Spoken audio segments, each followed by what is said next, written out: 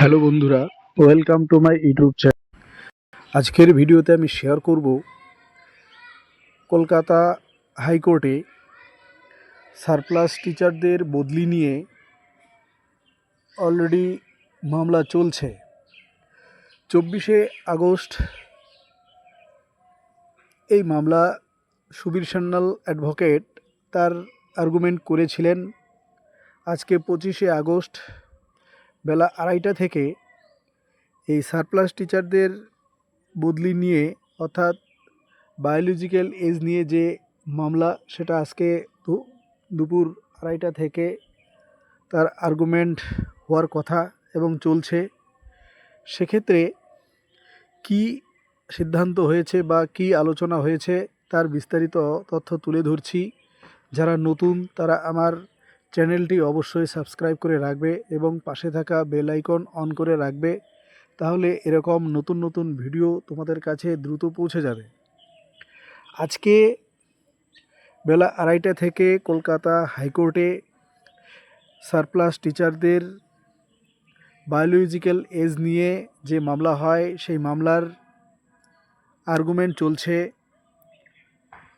পিটিশনারদের advocate Subir Sanyal, বিকাশ, অভ্রতোষ মজুমদার, সুদীপ্ত সেনগুপ্ত, শামীম প্রমুখ আইনজীবীরা তাদের আর্গুমেন্ট পিটিশনার পক্ষে আজকে উপস্থাপন করেছেন। অ্যাডভোকেট অভ্রতোষ মজুমদার আগামী তারিখেও তার আর্গুমেন্ট বা তার সাবমিশন চালিয়ে যাবেন। আগামী শুক্রবার পরবর্তী হিয়ারিংয়ের জন্য তারিখ নির্দিষ্ট করা হয়েছে এবং অর্ডার জারি করা হয়েছে যে আগামী 3রা সেপ্টেম্বর অর্থাৎ 3rd সেপ্টেম্বর পর্যন্ত ইন্টেরিয়াম অর্ডারকে এক্সটেনশন করা হয়েছে, অর্থাৎ তারিখটাকে বাড়িয়ে দেওয়া হয়েছে। এই তারিখের পর্যন্ত কোনো রকমের ট্রান্সফারের অর্ডার জারি করা সম্ভব হবে না বা করা যাবে না। আগামী সেপ্টেম্বর মাসের 3 তারিখ পর্যন্ত এই সারপ্লাস ট্রান্সফার নিয়ে কোনো রকমের নোটিশ জারি বা কোনো রকমের কাজ চলবে না।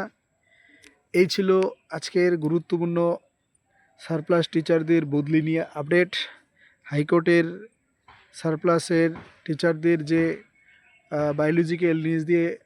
বায়োলজিক্যাল এজ নিয়ে যে মামলা চলছে সেই মামলার গুরুত্বপূর্ণ আপডেট।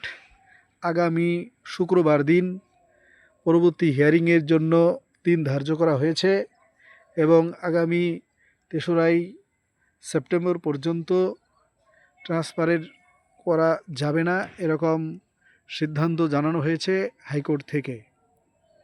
এই ছিল আজকের গুরুত্বপূর্ণ আপডেট। অবশ্যই তোমরা এটা বন্ধুদের মধ্যে দ্রুত শেয়ার করো, লাইক কমেন্ট করো, তাহলে এরকম গুরুত্বপূর্ণ নতুন নতুন তথ্য তোমাদের কাছে দ্রুত উপস্থাপন করতে আমি উৎসাহী হব। ধন্যবাদ।